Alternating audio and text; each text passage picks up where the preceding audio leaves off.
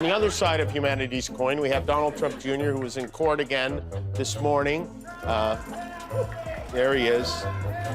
You hear the protesters chanting, crime family, and that is basically what these people are. I'm not widely known for being a sentimental guy. Anyone who's seen me on social media knows I'm far more likely to crack a joke or get myself in trouble for posting some grossly inappropriate memes than I am to shed a tear. Jimmy Kimmel didn't just toss a joke into the late-night void and move on. He lobbed a grenade wrapped in sarcasm, aimed it straight at Donald Trump Jr., and watched the political internet detonate in slow motion. What was supposed to be another routine monologue turned into a prime-time pressure cooker. And somewhere in the background, you could practically hear silverware clattering at Mar-a-Lago. You know, I mentioned last night Trump was the guest of honor at a launch event for Elon Musk's new rocket, and he wasn't the only Donald Trump. Don Jr. was there, and he's been getting some unwanted attention for this. I think Jimmy Kimmel's terrible. You know what suspended him? His talent. You know what else is really what? Take a look at this guy, his rating. That's what got Jimmy Kimmel out. He was terrible. And didn't he lose? I saw a report where ABC lost millions. Before we move on, smash that like button and subscribe because you know you don't want to miss out on this one. Here's the thing. When Jimmy Kimmel sharpens his punchlines, he doesn't swing blindly. He waits, he watches, and then he picks a target that guarantees maximum turbulence. This time, that target was Donald Trump Jr., the heir apparent to the Trump Twitter throne, the self-appointed culture warrior with a podcast mic and a permanent scowl. Crime family, the Gambozos, if you will, and Don Jr., he's so embarrassing. He's on the stand, he's testifying in this $250 million fraud trial, and he has to compliment. He said his father is an artist with real estate. Yeah, he's an artist. He's Vincent Van Gogh to jail with real estate. He also boasted that his dad is the father of hotel. Because when you poke at the Trump brand, you're not just teasing a personality. You're stepping into a dynasty that treats criticism like a blood sport.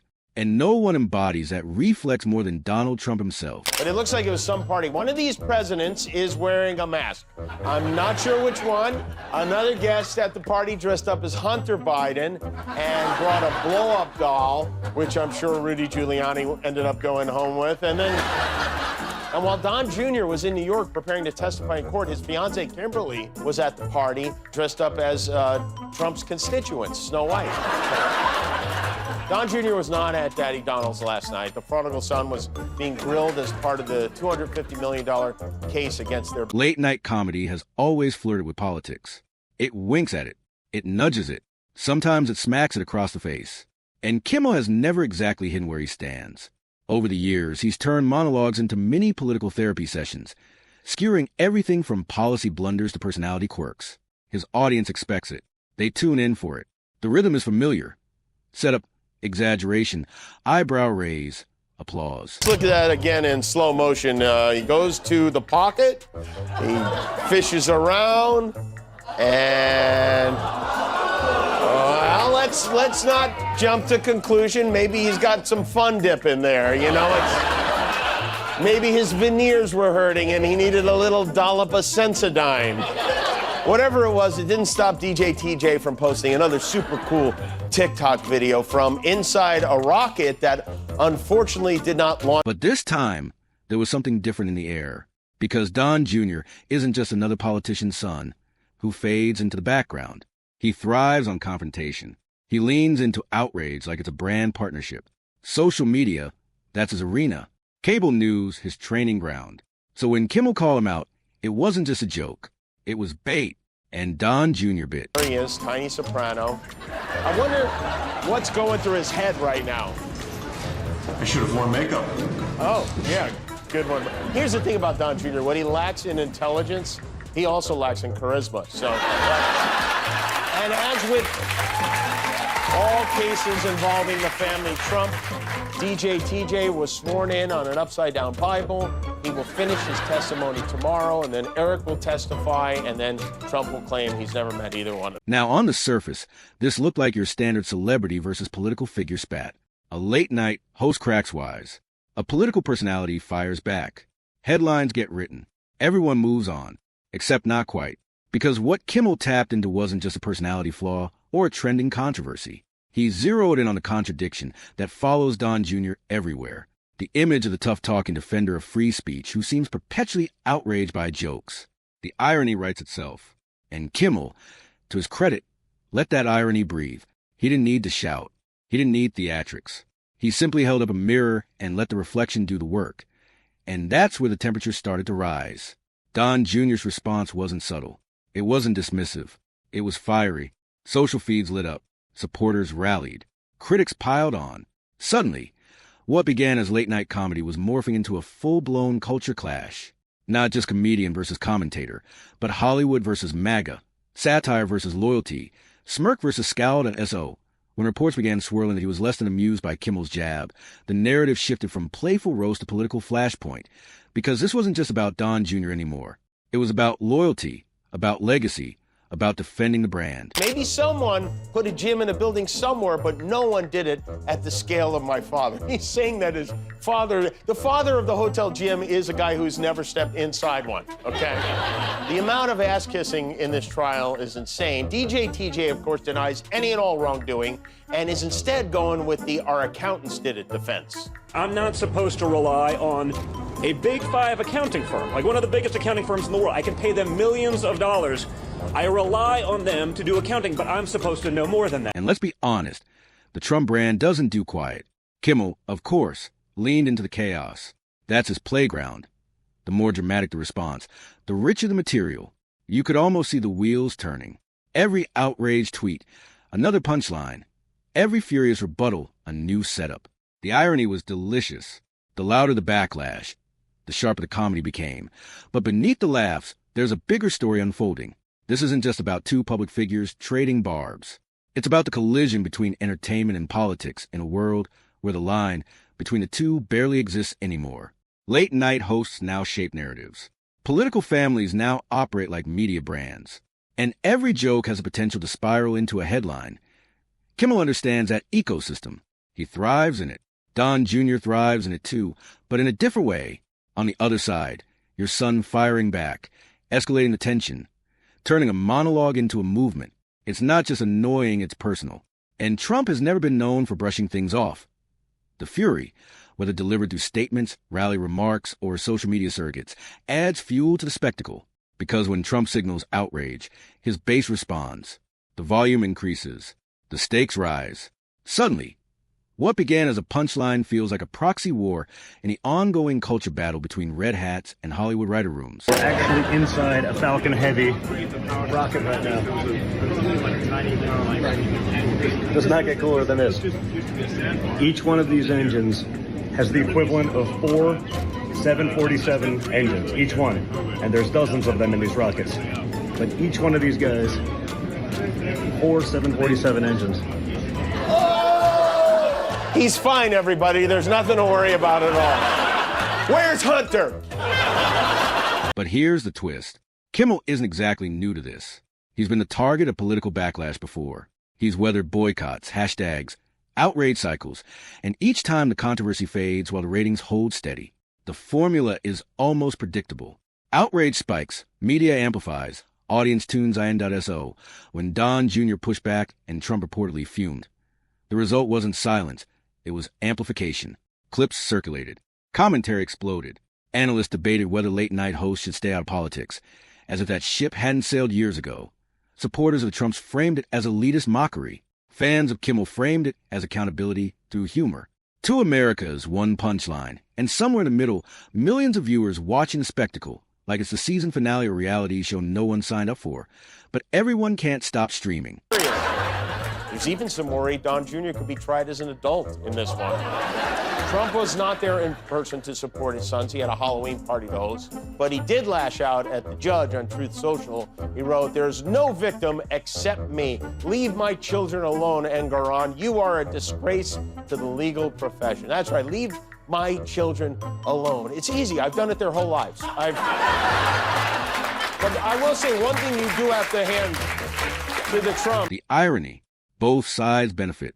Kimmel gets relevance. Don Jr. gets attention. Trump gets another example to rally his supporters around.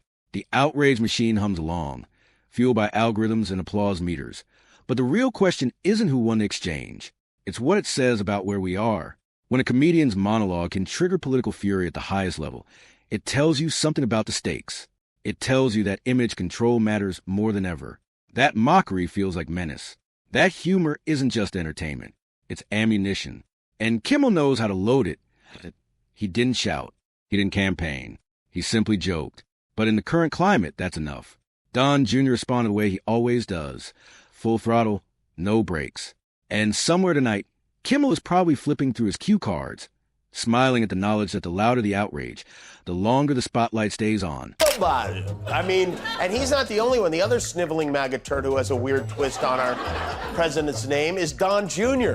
Check this out. Joe Biden, Joe Biden, Joe Biden, Joe Biden, Joe Biden, Joe Biden, Joe Biden, Joe Biden, Joe Biden, Joe Biden, secretly flying. Joe Biden, Joe Biden, Joe Biden, Joe Biden, Joe Biden, Joe Biden, Joe Biden.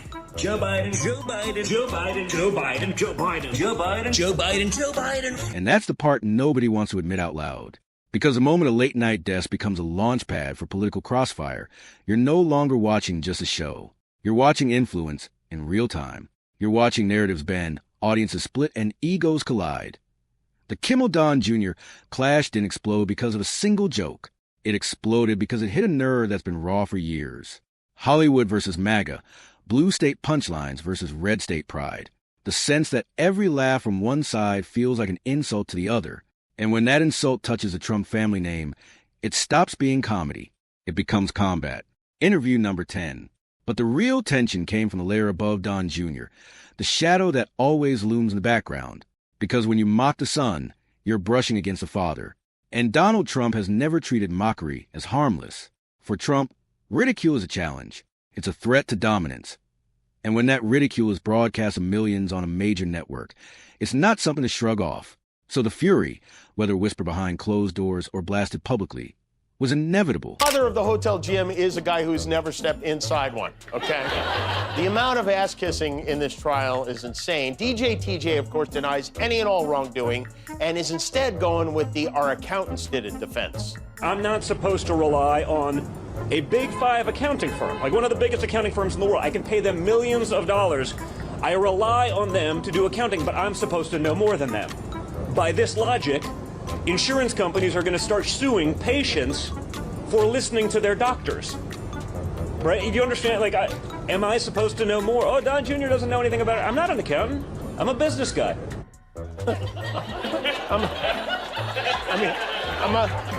I'm a business guy who had his elbows soldered together, and now I move my arms like a Muppet all the time. And with all the complaining the Trumps do about this trial playing out in the media, you could barely even turn the channel without seeing their lawyer doing an interview with somebody.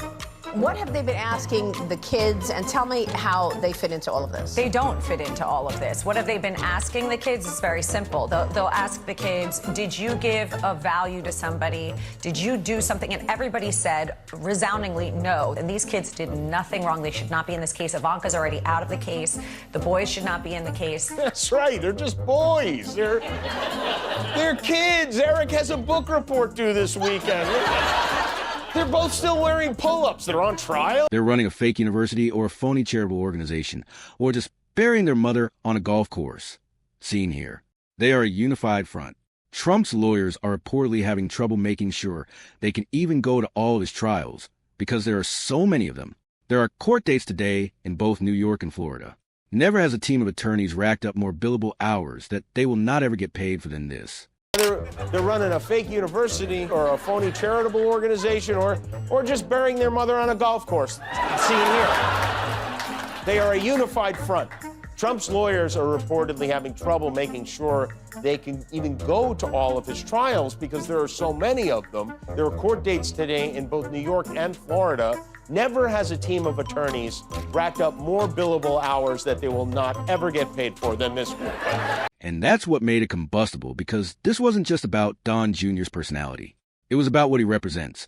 A movement, a brand, a continuation of Trump-era politics that refuses to fade quietly. And when that movement feels mocked, it rallies. Joe Biden, Joe Biden, Joe Biden. Joe Biden. Joe Biden. Joe Biden. Joe Biden.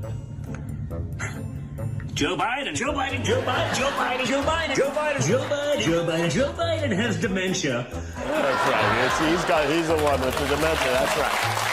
It's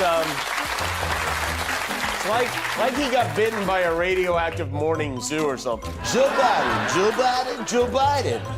Here in LA, school is out for the summer. But the audience keeps watching because beneath the sarcasm and the fury is something undeniably dramatic. There's ego. There's legacy.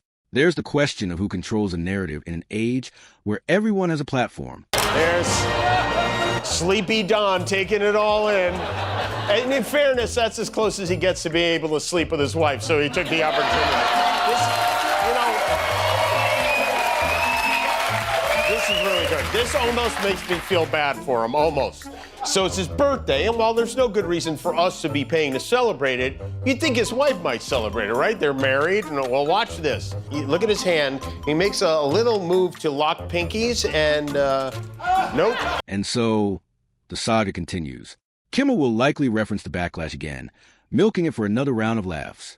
Don Jr. may double down, framing himself as a target of establishment mockery. Trump may weave it into rally rhetoric, using it as proof that the cultural fight is far from over. What started as a late-night jab has evolved into a snapshot of the times we're living in, where comedy and politics are inseparable, where every word can trigger a storm, and where fury travels faster than facts. And as long as that remains true, desks under studio lights will continue to double as battlegrounds. Not with swords or gavels, but with punchlines that land just hard enough to make a former president furious and a nation glued to fallout.